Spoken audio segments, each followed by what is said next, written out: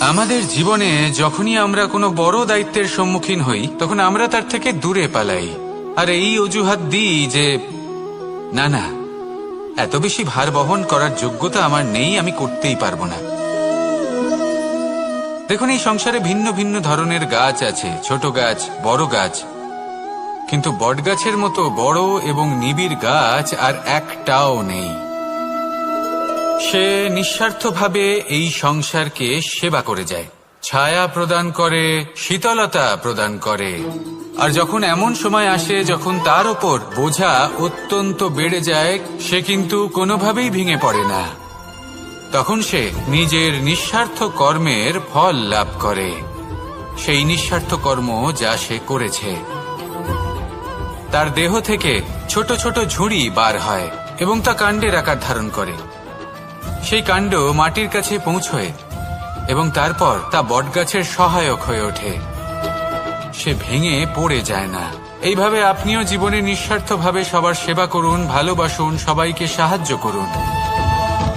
যেদিন আপনার ওপর বোঝা অত্যন্ত বেড়ে যাবে, সেদিন এই সব মানুষ আপনাকে সাহায্য করার জন্য আসবেন, আপনার শক্তি হয়ে উঠবেন, আর আপনি বটগাছের মতোই মহান এবং বিশাল হয়ে উঠবেন। আসুন আর আমার সাথে ভালোবেসে বলুন, রাধা রাধা। একটা শব্দ আছে, পরিস্থিতি। অনেক মানুষের মুখে আমরা এই শব্দ শুনি। জীবনে যখন অসফল হই, দুঃখ আসে, সংকট আসে, কোনো বিপদ ঘনিয়ে আসে, তখন সমস্ত দোষ আমরা পরিস্থিতির ওপর চাপিয়ে দিই। আর দেখতে গেলে কোথাও না কোথাও ঠিকই করি। এই পরিস্থিতি প্রত্যেক দিনের মতো পাল্টাতে থাকে, কিন্তু এই দিন, এই রাত, এমন কেউ আছেন যিনি এর ওপরেও নিয়ন্ত্রণ সাধন করেন, আর তিনি হলেন সূর্য। ঠিক সেই রকমই আমাদের জীবনেও সূর্য হলো এই মন। যদি এই মনের উপর আমরা নিয়ন্ত্রণ করতে পারি, তাহলে আমরা জীবনকেও নিয়ন্ত্রণ করতে পারবো। প্রথমে এই মনের রাজা হয়ে উঠতে হবে। তাই মনে রাখবেন, যদি মন দুর্বল হয়, তাহলে পরিস্থিতি আমাদের সমস্যা বলে মনে হবে। এই মন যদি স্থির হয়, পরিস্থিতি প্রতিস্পর্ধা বলে মনে হবে। আর এই মন যদি শক্তিশালী হয়ে ওঠে, তাহলে যে কোনো পরিস্থিতি আপনার কাছে একটা সুযোগ মাত্র, এমন এক সুযোগ যাতে অগ্রসর হয়ে আপনি মহান হয়ে উঠতে পারেন। এই মনের শক্তির বৃদ্ধি ঘটান, মহান হয়ে উঠুন, আর আমার সাথে ভালোবেসে বলুন, রাধা রাধা। আমাদের জীবনে গুরুজনেরা, জ্ঞানী মানুষজন সবসময় একটা কথা বলেন, ধৈর্য ধরো।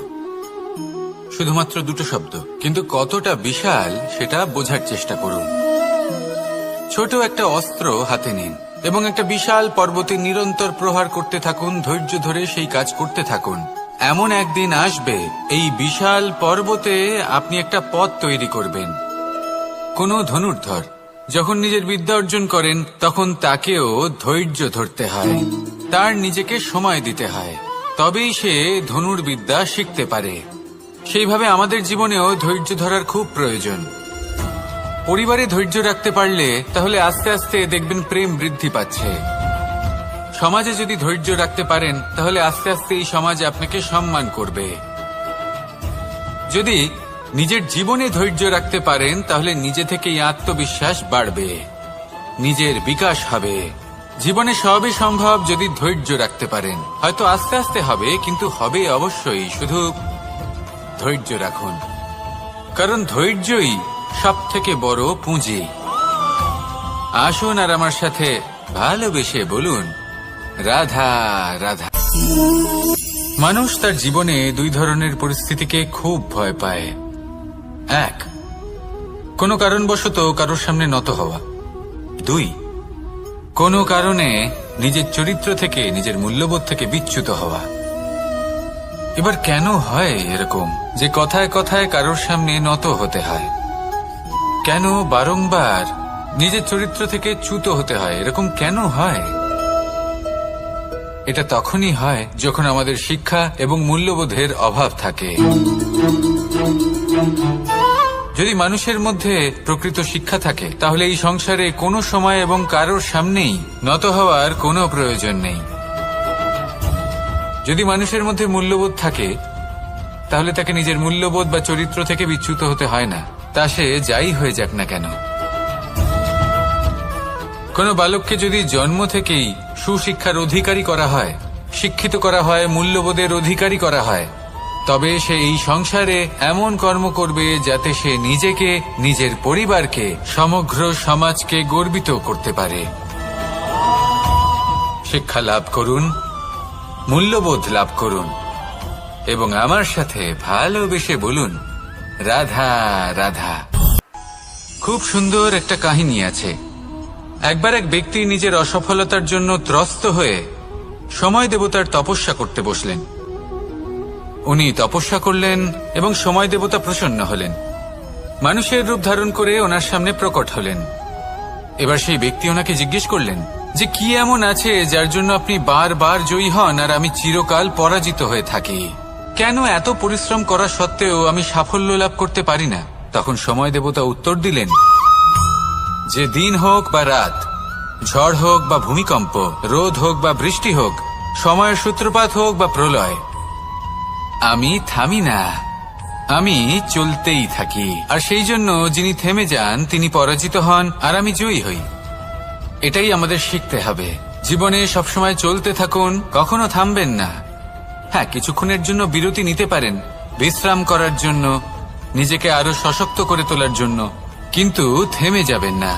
নিরন্তর কর্ম করতে থাকুন, পরিশ্রম করতে থাকুন, তবেই এই সংসার আপনাকে মনে রাখবে। আসুন আমার সাথে ভালোবেসে বলুন রাধা রাধা। আমাদের সকলের জীবনে একটা লক্ষ্য থাকে যেটা আমরা লাভ করতে চাই। ঠিক যেন একটা প্রতিস্পর্ধা বিদ্যমান যে কে সব থেকে আগে নিজের লক্ষ্যে পৌঁছতে পারবে। আর সেই জন্য আমরা সকলেই খুব তাড়াতাড়ি এগোতে চেষ্টা করি, বড় এবং দীর্ঘ পদক্ষেপ ফেলি যাতে তাড়াতাড়ি নিজের লক্ষ্যে পৌঁছতে পারি। কিন্তু এক অত্যন্ত গুরুত্বপূর্ণ বিষয় আছে, সবসময় লক্ষ্য সামনে থাকবে না, কখনো কখনো তা খুঁজতে হয়। এই যাত্রা খুব কঠিন হতে পারে, আর ঠিক এই কারণেই সবসময় দ্রুত গতিতে চলা বা তাড়াতাড়ি পথে চলা সেটা আবশ্যক নয়। তার থেকেও বেশি গুরুত্বপূর্ণ হলো ভেবেচিন্তে তারপর পথ চলা। যদি ভেবেচিন্তে পদক্ষেপ ফেলেন, চলতে পারেন, তাহলে সেটাই সর্বশ্রেষ্ঠ পদক্ষেপ। কখন কোন দিকে যেতে হবে, কখন কোথায় দিক পাল্টানো যাবে না, কখন গতি বেশি রাখতে হবে, কখন কম, কখন থামবো, কখন চলবো, এই সব কিছুর বিষয়ে জ্ঞান অত্যন্ত গুরুত্বপূর্ণ এবং ভেবে চিন্তে চলতেই হবে।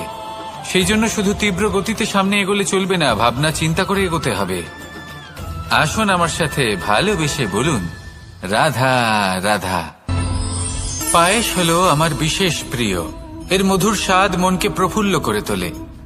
ছোটবেলায় মা আমার জন্য পায়েস বানাতেন এবং আমাকে বলতেন যে গরম থাকতে থাকতে খেয়ে নে কানাই, ঠান্ডা হয়ে গেলে ভালো লাগবে না।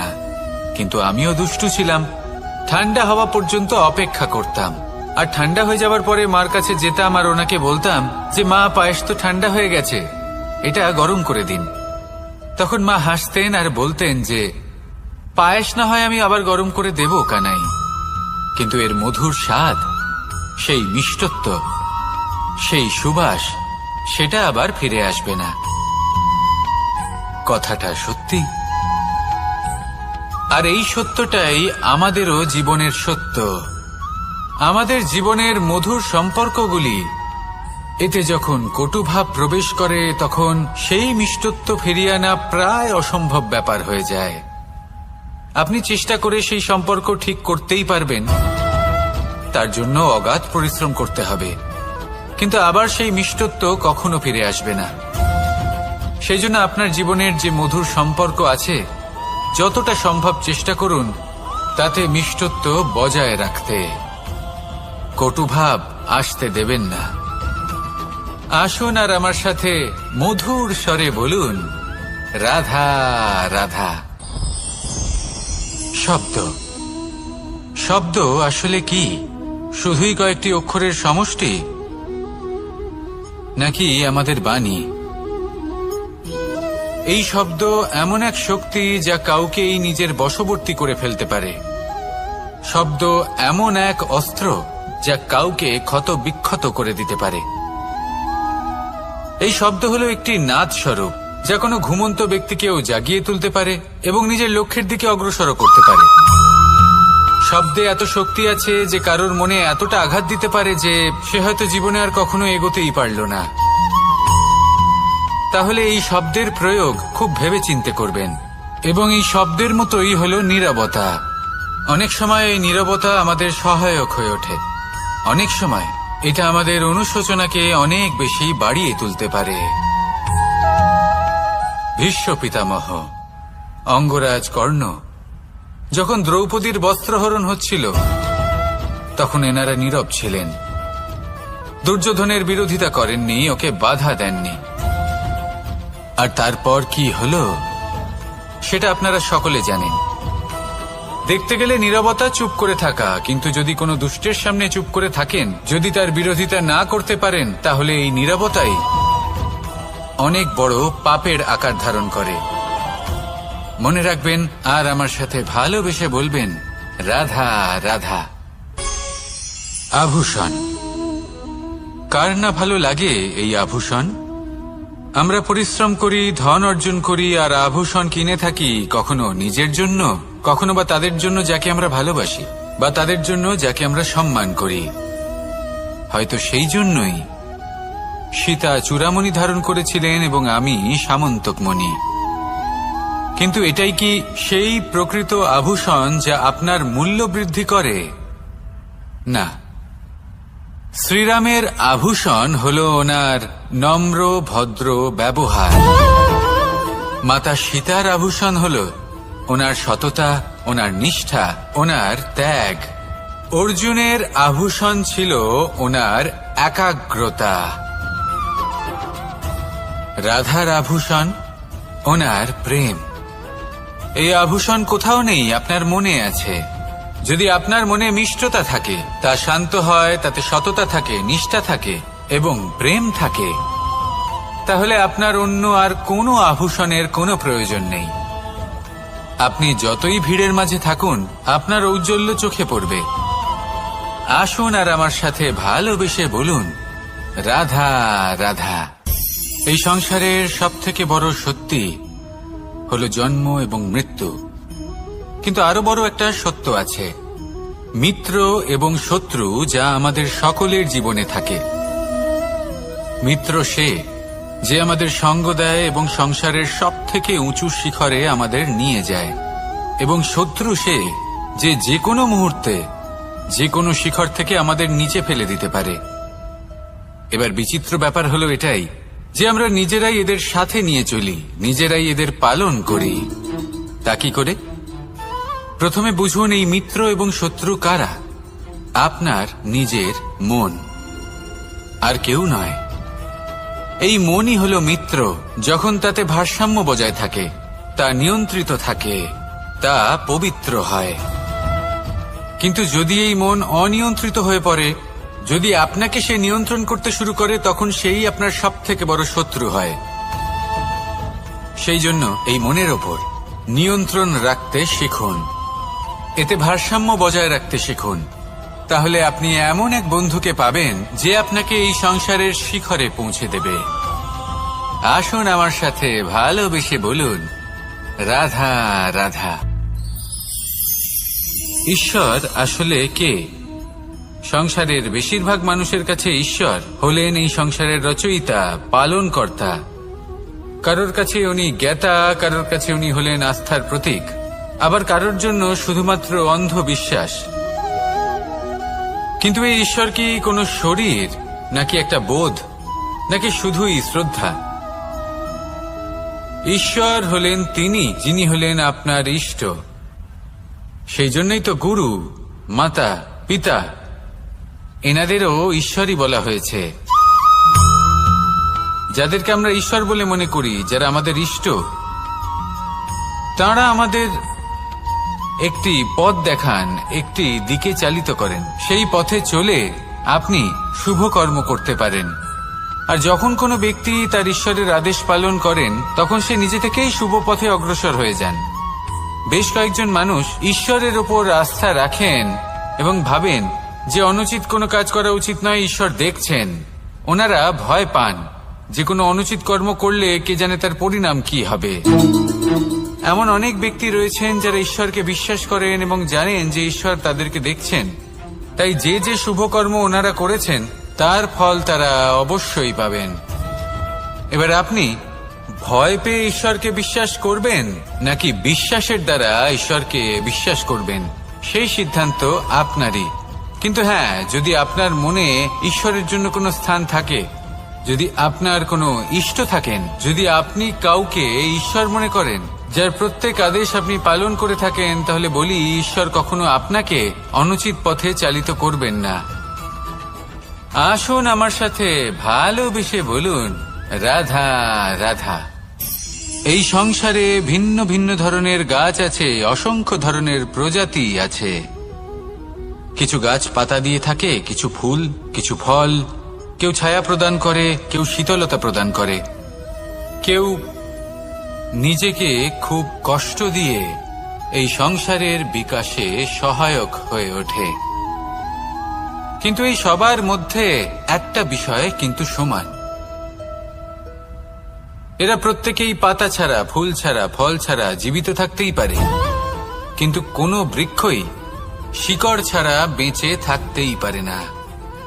এটাই হলো রাধার। ঠিক সেইভাবেই আমাদের জীবনে শক্তি হোক, ধন হোক বা সাফল্য হোক, আমাদের বা আমাদের পরিবারের প্রসন্নতাই হোক, এই সব কিছুর আধার হলো, সবকিছুর মূল হলো পরিশ্রম। তাই জীবনে চিরকাল পরিশ্রম করতে থাকুন। যদি আপনি জীবনে মহান হবার পথে অগ্রসর হতে চান, তাহলে পরিশ্রম করুন। এই পরিশ্রম দ্বারাই নিজের পরিবারকে প্রসন্ন করুন, নিজের বন্ধুদের প্রসন্ন করুন, এই সমাজকে গর্বিত করুন। আসুন আমার সাথে ভালোবেসে বলুন, রাধা রাধা। কখনো কোনো বাগানের কোনো বৃক্ষকে দেখেছেন যেখানে সুগন্ধি ফুল থাকে, রসালো ফল থাকে? তখন মন প্রফুল্ল হয়ে ওঠে, মন থেকে সেই বৃক্ষের প্রতি ভালোবাসা জন্মায়। কিন্তু যিনি বাগানের মালিক, শুধুমাত্র তিনিই জানেন যে কিভাবে এই বৃক্ষকে আগলে রাখতে হয়, কিভাবে তার পরিচর্যা করলে এতে সুন্দর সুগন্ধি ফুল হবে, রসালো ফল হবে। কখনো কখনো প্রয়োজনের থেকে বেশি রোদ পেলে এই বৃক্ষগুলি শুকিয়ে যায়, প্রয়োজনের থেকে কম রোদ পেলেও এই বৃক্ষ কিন্তু শুকিয়ে যায়। প্রয়োজনের থেকে কম জল যদি পায়, এই বৃক্ষ শুকিয়ে যেতে পারে। প্রয়োজনের থেকে অতিরিক্ত জল যদি পায়, তখনও এই বৃক্ষের শিকড়গুলি নষ্ট হয়ে যেতে পারে। এবার এটাই কিন্তু আমাদের সংসারের সাথেও হয়। আমাদের সংসারের সকল প্রতিভাশালী ব্যক্তি, যেমন লেখক, বিচারক, প্রবক্তা, যোদ্ধা, এদের সবার ক্ষেত্রে এই কথাটাই প্রযোজ্য। যদি বেশি প্রশংসা করা হয়, তাহলেও এরা হারিয়ে যাবেন। প্রয়োজনের থেকে বেশি যদি নিন্দা করা হয়, তখনও তারা নত হয়ে পড়বেন। তাহলে আপনি এদের রক্ষা করুন এবং নিজেদেরও। মনে রাখবেন একটা কথা, জেনে রাখুন কখন কোন নিন্দায় আপনি লজ্জিত হবেন না, আর কখন কোন প্রশংসার দ্বারা নিজের মধ্যে অহংবোধ জাগ্রত করবেন না। এই মন সুপ্রসন্ন হয়ে বলবে, রাধা রাধা। যদি আমি কোনো বনে যাই, কোনো নির্জন বনে, সেই বনের বিষয়ে, সেই পথের বিষয়ে, গাছপালার বিষয়ে, পশুপক্ষীর বিষয়ে আমার যদি কোনো জ্ঞান না থাকে, সেই বনের ক্ষুদ্র থেকে ক্ষুদ্রতর অংশের বিষয়ে যদি আমার কোনো জ্ঞান না থাকে, তাহলে হতেই পারে সেই বনে কোথাও আমি হারিয়ে যাব। হয়তো এমনভাবে হারিয়ে যাব, কোনোদিনও বাইরেই বেরোতে পারবো না। তাই সেই বনের বিষয়ে জ্ঞান লাভ করা আবশ্যক। এটাই হলো শিক্ষা। জীবনে বেশিরভাগ মানুষই কেন অসফল হন? ওনারা একটা লক্ষ্য স্থির করেন, কিন্তু সেই পথের বিষয়ে তারা পর্যাপ্ত জ্ঞান অর্জন করেন না। সেই পথে কি বিপদ আসতে পারে প্রত্যেকটা পৃষ্ঠার জ্ঞান তাদের নেই, আর সেই জন্যই তারা অসফল হন। আপনি জীবনে যখনই কোনো লক্ষ্য স্থির করবেন, কোনো লক্ষ্য সাধন করবেন, পরিকল্পনার সাথে সেই পথে অগ্রসর হন। সেই পথকে বোঝার চেষ্টা করুন, সেই পথের বিপদ সম্পর্কে জ্ঞান লাভ করুন, সবকিছু জানার চেষ্টা করুন, অজানা তথ্য আহরণ করুন, আর তারপর সেই লক্ষ্যের প্রতি নিজেকে সমর্পিত করুন। তবেই আপনি সাফল্য লাভ করবেন, আর এই মন প্রসন্ন হয়ে বলবে, রাধা রাধা। আপনি নিশ্চয়ই কখনো অনুভব করেছেন, যদি কোনো নির্মল ব্যক্তির কাছে গিয়ে বসেন তাহলে মনে নির্মল অনুভূতি হয়, এই মন শান্ত হয়ে যায়। সেইখানেই কোনো দুশ্চরিত্র মানুষের কাছে গিয়ে বসলে এই মন বিচলিত হয়ে যায়। কারণটা কি? কারণ যে ব্যক্তি নির্মল মনের, তিনি সবার মধ্যে নির্মলতা ছড়িয়ে দেন। আমাদের অন্তরে যা থাকে আমরা সেটাই সবার মধ্যে বিতরণ করি। যদি আপনি এই সংসারে শুভ বোধ ছড়িয়ে দিতে চান, তাহলে প্রথমে শুভ গ্রহণ করুন, তা অর্জন করুন। এই সংসারে জ্ঞানের শক্তি লাভ করুন, আর সেই জ্ঞানের শক্তি সংসারে বিতরণ করুন। শান্তি এবং সন্তোষ প্রদান করুন, কারণ যেমন বীজ এই সংসারে বপন করবেন তেমনই ফল আপনি লাভ করবেন। যেমন দেবেন তেমন ফিরেও পাবেন। এই সংসারে জ্ঞান প্রদান করুন, শান্তি প্রদান করুন, সন্তুষ্টি প্রদান করুন। এই সংসারে ভালোবাসা বিতরণ করুন, আর এই প্রেম ভাব নিয়েই বলুন, রাধা রাধা। এই সংসারে দুই ধরনের মানুষ দেখা যায়, এক সরল, দুই জটিল। এবার এই যে সরল ব্যক্তি থাকে তাদের এই সমাজ দুর্বল মনে করে। এমনিতে দেখতে গেলে জলও সরল, বায়ুও সরল। ওনারা যেদিকে চাইবেন প্রবাহিত হতে পারেন, এনাদের যে আকার দেবেন সেটাই ধারণ করবেন। কিন্তু এরা বাস্তব রূপ ধারণ করলে তখন কি হয়? এই জল এমন এক ধারায় পরিণত হয় যে অনেক বড় বড় পাথরকে খণ্ডিত করে দিতে পারে। এই বায়ু এমন এক চক্রবাতে পরিণত হয় যা সংসারে বিনাশ ডেকে আনে। তাই যে ব্যক্তি সরল, তার সরলতাকে সম্মান করুন, তাকে সম্মান করুন, তাকে ভালোবাসা দিন। আর আমার সাথে ভালোবেসে বলুন, রাধা রাধা। খেলা খেলতে কে না ভালোবাসেন? আমরা প্রত্যেকেই যখন সময় পাই, সুযোগ পাই, তখনই আমরা কোনো খেলা খেলি। খেলার সময় দুই ধরনের মানুষ ওখানে থাকেন, এক যারা অংশগ্রহণ করেন, আর দুই যারা দেখতে থাকেন, যারা দর্শক হয়ে দেখেন, যারা নিজের পক্ষের বিজয়ের ফলে উচ্ছ্বসিত হয়ে থাকেন, পরাজয়ের ফলে শোক পালন করেন, পরামর্শ দিয়ে থাকেন। আর বিজয়ী কে হন? বিজয়ী তিনি হন যিনি অংশগ্রহণ করেন। নির্বাচন আপনাকে করতে হবে, আপনি কি করতে চান? আপনি কি খেলোয়াড় হতে চান, নাকি আপনি দর্শক হতে চান?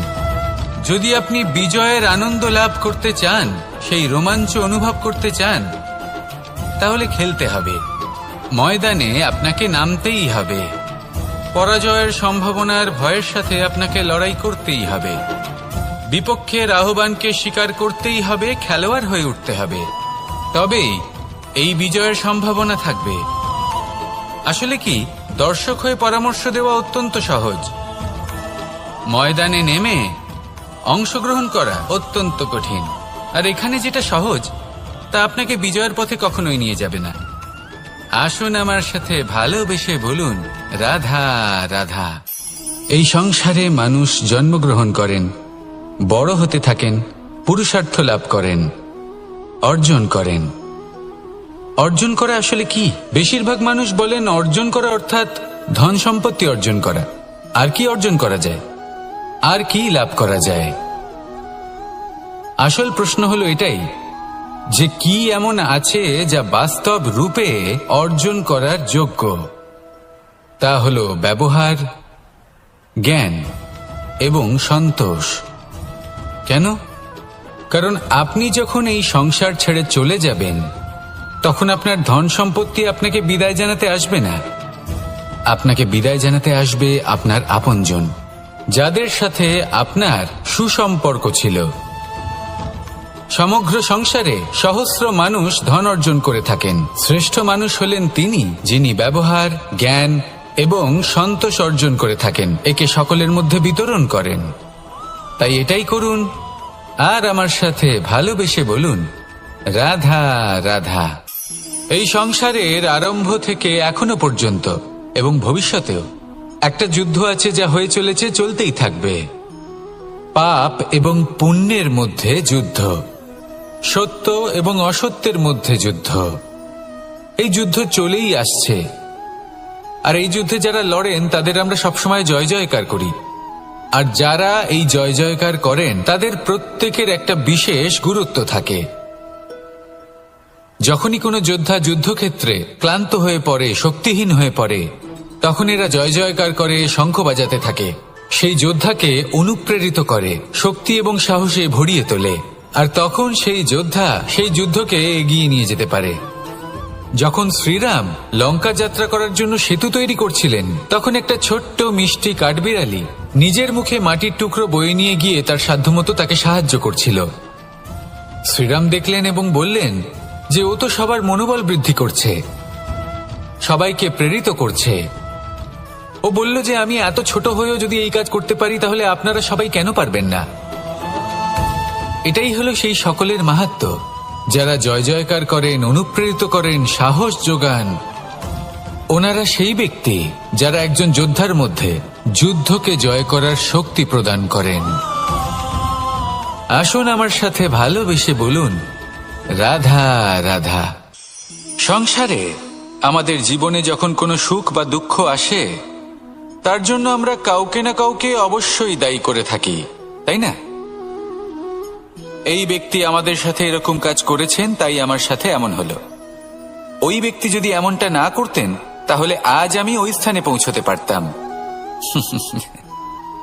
সবই আপনার দৃষ্টিভঙ্গির ওপর নির্ভরশীল, আর যদি আপনার দৃষ্টিভঙ্গি এমন হয়, তাহলে তা অনুচিত। সত্যি কথা বলতে, এই সংসারে ভিন্ন ভিন্ন ধরনের মানুষ আছে। এটা আপনার ওপর নির্ভর করছে কিভাবে তাদের স্বাগত জানাবেন। একবার ভাবুন, আমি আমার দুটো হাত সামনে নিয়ে এলাম, দুটো মুঠো খুলে দিলাম। দুই প্রকারের মানুষ আসবেন, কিছু না কিছু দিয়ে যাবেন। এই মুঠো যদি আমি বন্ধ করে দিই, তাহলে না কেউ আমাকে কিছু দিতে পারবে, না আমার কিছু যাবে আসবে। নিশ্চয়ই বুঝতে পারছেন এই দুই ধরনের ব্যক্তি কারা এবং তারা কি দিয়ে যান। আমি যদি নিজের মুঠো খুলে দিই, তাহলে কিছু ভালো মানুষ আসবেন, আমাকে আনন্দ, সন্তুষ্টি, জ্ঞান প্রদান করে যাবেন, ভালো অভিজ্ঞতা দিয়ে যাবেন। কোনো খারাপ ব্যক্তি যদি আসেন, তাহলে তিনিও খারাপ অভিজ্ঞতা দেবেন, যার থেকে আমি শিক্ষা লাভ করব। এই সব কিছু আমি লাভ করতে পারি। মুঠো যদি বন্ধ করে রাখি, তাহলে আমি কিছুই পাবো না। দেখুন, এই সংসারে প্রত্যেকের জীবনে এইরকম, প্রত্যেকের জীবনে সবকিছুই আছে, ভালো খারাপ দুই মানুষই আছে, ভালো অভিজ্ঞতা আছে, খারাপ অভিজ্ঞতা আছে। নির্ভর করছে আপনার উপর যে আপনি কি করবেন, এনাদের স্বাগত কিভাবে জানাবেন, কার থেকে কি বুঝবেন, কি শিখতে পারবেন, আর কোন দৃষ্টিভঙ্গি নিয়ে অগ্রসর হবেন।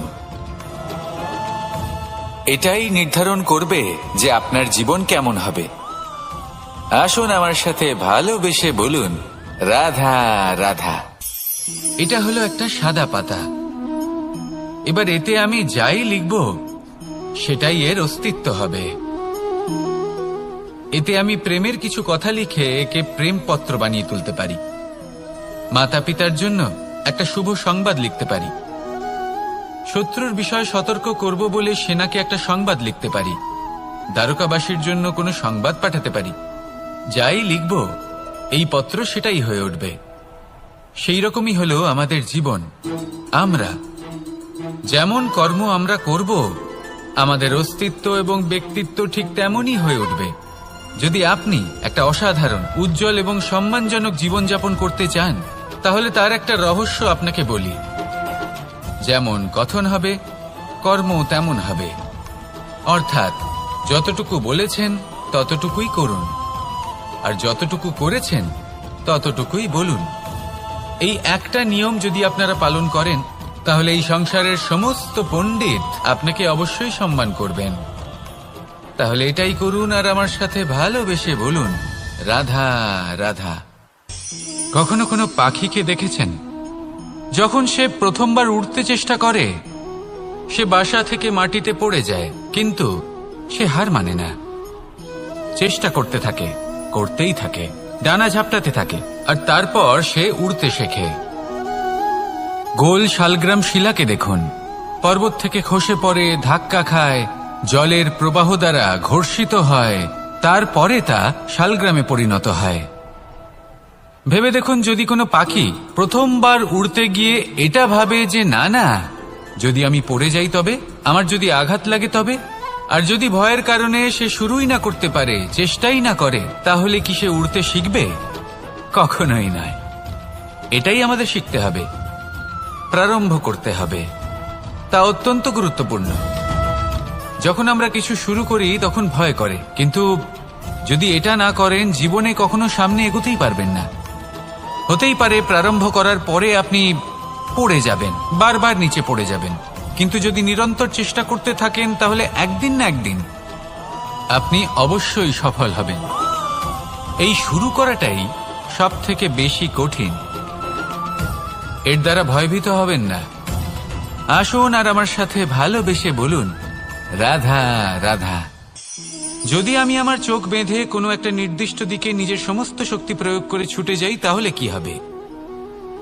আমি কোথাও ধাক্কা খেতে পারি, নিজের ক্ষতি করতে পারি, কোথাও পড়ে যেতে পারি, তাই না? অর্থাৎ এটা নিশ্চিত এই কাজ আমার করা উচিত নয়।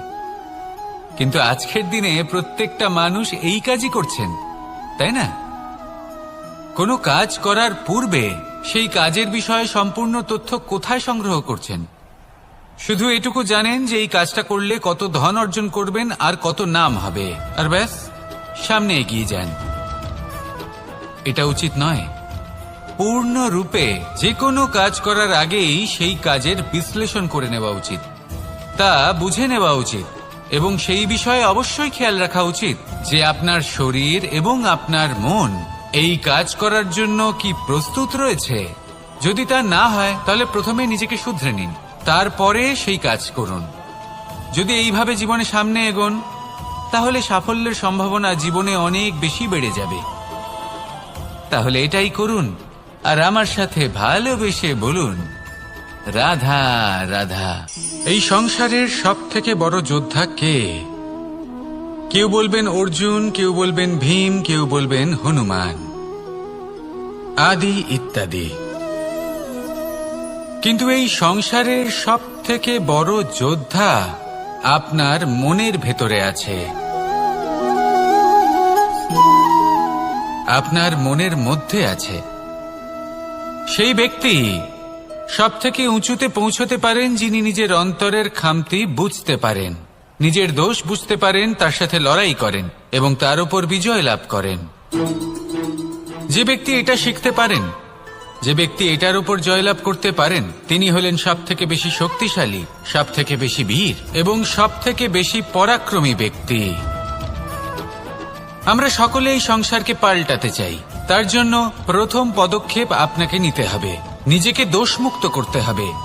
যদি মানুষ নিজের অন্তরের দোষ বুঝতে পারেন এবং নিজেকে দোষমুক্ত করতে পারেন, তাহলে এই সংসার নিজে থেকেই দোষমুক্ত হয়ে যাবে, তাই না? তাহলে নিজেকে দোষমুক্ত করুন আর আমার সাথে ভালোবেসে বলুন, রাধা রাধা। মানুষের জীবন সবসময় ন্যায় আর অন্যায়ের মাঝে ঘুরপাক খেতে থাকে। প্রত্যেক মানুষের মনে হয় কোথাও না কোথাও তার সাথে অন্যায় হচ্ছে। কেউ বলেন যে ভাগ্য আমার সাথে অন্যায় করেছে, কেউ আবার বলেন এই সংসার আমার সাথে অন্যায় করেছে। আর প্রত্যেকেই ন্যায় বিচার চাইতে বৈঠক দাবি করে বসেন। কখনো এই বিচার গৃহে যান, আবার কখনো ওই বিচার গৃহে। যদি সত্যি কথা বলি, এই সংসারের সব থেকে বড় বিচার গৃহ আপনার কাছেই রয়েছে, আপনার মন। আপনার মনই হলো সব থেকে বড় বিচার গৃহ। এ খুব ভালো করেই জানে কি শুদ্ধ আবার কি অশুদ্ধ, এর শুভ অশুভর জ্ঞান রয়েছে, এ সব জানে। দেখতে গেলে প্রত্যেকটা মানুষ যদি নিজের মনের কথা শোনেন, তাহলে তিনি ভালোভাবেই বুঝতে পারবেন তিনি কি উচিত করেছেন আর কি অনুচিত। দিনে একবার রাত্রের নিদ্রায় যাওয়ার পূর্বে নিজের সাথে বসুন, চোখ বন্ধ করুন আর বিচার করুন আজ আপনি কি উচিত করেছেন আর কি অনুচিত। আপনার মন সঠিক বিচার তখনই করে দেবে। আসুন আমার সাথে ভালোবেসে বলুন, রাধা রাধা। আপনি কখনো কোনো পাথরের বুক চিরে বয়ে চলা কোনো নদী দেখেছেন? পাথর নদীর সামনে নত হয়ে যায়, তাকে বাধা দিতে চেষ্টা করে কিন্তু কখনো বাধা দিতে পারে না। এই নদী হলো ততটাই শক্তিশালী, কিন্তু এর আরম্ভ কোথা থেকে হয়? দূরে কোথাও কোনো পর্বতের চূড়াতে এক বিন্দু জল ঝরে পড়ে আর তার সাথে হিম গলিয়ে দেয়। তারপর জলের শক্তি বৃদ্ধি পায়, তারপর অনেক বিপদের সম্মুখীন হয় আর অনেক ধরনের বাধা সে অতিক্রম করে। তার শক্তির এতটাই বৃদ্ধি হয় যে তাকে বাধা দেওয়া একেবারেই অসম্ভব ব্যাপার হয়ে যায়। দেখুন, নদী তো মহান বটেই, কিন্তু তাকে মহান করে তুলেছে কে? সেই সকল বিপদ যার থেকে ও কখনো পালায়নি। সেইভাবেই আমাদেরও বিপদ থেকে পালিয়ে গেলে হবে না, তার সম্মুখীন হতে হবে সাহসের সাথে, পূর্ণ শক্তি প্রয়োগ করে। তবেই আমরা শিখতে পারবো, তবেই আমরা সামনে এগোতে পারবো। যদি আপনি জীবনে কুন্দন হয়ে উঠতে চান, তাহলে জ্বলন সহ্য করতেই হবে। আসুন আমার সাথে ভালোবেসে বলুন, রাধা রাধা। এ হলো গোলাপ ফুল। একে আমরা সকলেই চিনি। সমগ্র সংসার ভালোবাসে এই পুষ্পকে। এই ফুল দেখতেও সুন্দর। সবথেকে বেশি গুরুত্বপূর্ণ কথা হলো এর সুগন্ধ, যা দূর দূরান্ত থেকে ব্যক্তিদেরকে আকৃষ্ট করে। এই সুন্দর পুষ্প একটু মন দিয়ে দেখলেই দেখা যায় এর নিচে কাঁটা রয়েছে। এই সংসার বলে, এ প্রকৃতির কেমন রচনা, এত কোমল পুষ্প, এটা কি তীক্ষ্ণ কাঁটা সহ প্রস্ফুটিত হয়? এটাই হলো জীবনের সত্য। আমাদের অন্তরের সদ্গুণ, সেগুলিও এই ফুলের মতোই সুন্দর। সংসার এর সৌন্দর্য দেখতে পায়, এর সুগন্ধ চতুর্দিকে ছড়িয়ে পড়ে। কিন্তু এই সদ্গুণ জাগ্রত করে তোলার জন্য কঠোর পরিশ্রম করতে হয়, প্রতিনিয়ত চেষ্টা করে যেতে হয়। তাই জন্য যদি আপনি জানেন আপনার পথ উচিত কিন্তু তা কাঁটায় পরিপূর্ণ, তাহলে থামবেন না, চলতে থাকুন। একবার যদি অন্তরের সদ্গুণ জাগ্রত হয়, তাহলে এই সংসার এর সৌন্দর্য দেখবে আর সুগন্ধে আকর্ষিত হয়ে আপনার কাছে আসবে। এই মন, এই জীবন প্রসন্ন হয়ে বলবে, রাধা রাধা। মোহনের বাঁশির এই সুর, এই সঙ্গীত কার না পছন্দ হয়? সবারই খুব ভালো লাগে। এবার এই সুর আসে কোথা থেকে? কেউ বলবেন কৃষ্ণের হৃদয় থেকে। সত্য কথা, এই সুর হৃদয় থেকে নির্গত হয় এবং প্রকট হয় এই বাঁশি থেকে। এই বাঁশিটাকে দেখুন, এই ছিদ্রগুলি দেখুন, প্রত্যেকটা সুর থেকে নিজস্ব একটা স্বর নির্গত হয়। এবার যে ব্যক্তি এই সমস্ত সুর এবং স্বর বুঝতে পারেন, এতে নিপুণ, তিনি এই বাঁশির দ্বারা যে সুর নির্গত করবেন তা তো মধুর অবশ্যই হবে। এবার জীবনের সাথেও কিছুটা এরকমই ঘটে।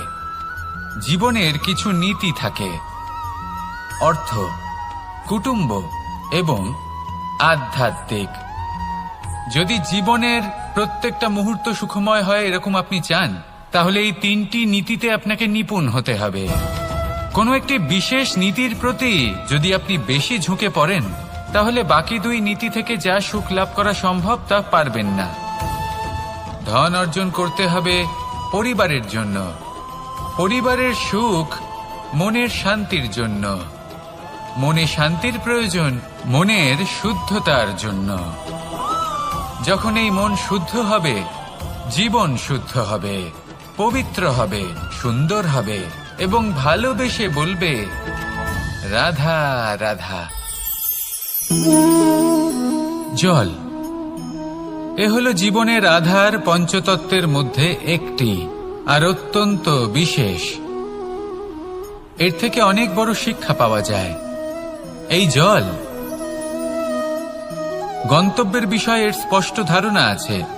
ও জানে ওর লক্ষ্য কি, আর প্রয়াস করে ততদূর সে পৌঁছেও যায়। এটি পর্বত থেকে বয়ে নিচে নেমে আসে, নদীর সাথে সমাহিত হয়ে তার সাথে বয়ে চলে, চিরসবুজ বনানী গড়ে তোলে, প্রাণীদের তৃষ্ণা নিবারণ করে, সামনে এগিয়ে চলে, মানুষের সাথে মিলিত হয়। যারা একে বাঁধের মধ্যে বেঁধে রাখতে চেষ্টা করে সে বন্দি দশাতেও থেকে যায়, মানুষের কল্যাণ করে। তারপর বাঁধ থেকে মুক্তি পেয়ে এগিয়ে চলে, কোথাও ধাক্কা খায়, কোথাও বাধা পড়ে, কোথাও যদি পথ খুঁজে না পায় তাহলে পথ খুঁজেই নেয়, আর যেখানে পথ থাকে না সেখানে পথ বানিয়ে নেয়, আর শেষ পর্যন্ত নিজের লক্ষ্যে পৌঁছেই যায়, অর্থাৎ সমুদ্রে গিয়ে সমাহিত হয়ে যায়। আমাদেরও কিছুটা এরকমই হয়ে উঠতে হবে। যেখানেই যাবেন সকলের কল্যাণ করুন, সামনে এগোন। আপনি কোথাও পড়ে গেলে, ধাক্কা খেলে আঘাত লাগবেই, উত্থান পতন লেগেই থাকে। সামনে এগোতে থাকুন। কোথাও পথ না পেলে তা খুঁজে নিন, কোথাও পথ না থাকলে তা বানিয়ে নিন। নিজের গন্তব্যের কথা সব সময় মনে রাখুন। শেষ পর্যন্ত নিজের মোক্ষ লাভ আপনি অবশ্যই করবেন। আর আমার সাথে ভালোবেসে বলুন, রাধা রাধা। জীবনের প্রত্যেক মুহূর্ত আমাদের কিছু না কিছু শিক্ষা দেয়, নির্ভর করছে আমাদের দৃষ্টিভঙ্গির উপর। যেমন নদী হলো আমার অত্যন্ত প্রিয়, নদীতে ভ্রমণ করতে আমার খুব ভালো লাগে। কি বলেন? নদীতে সবসময় নতুন কিছু থাকে, ও পুরনো কিছুই নিয়ে বসে থাকে না, সব সময় প্রবাহমান, কখনো থামে না। ততক্ষণ থামে না যতক্ষণ না সাগরে গিয়ে সমাহিত হচ্ছে। ঠিক এইভাবেই আমাদেরও উচিত নিজের জীবন অতিবাহিত করা, নদীর মতো।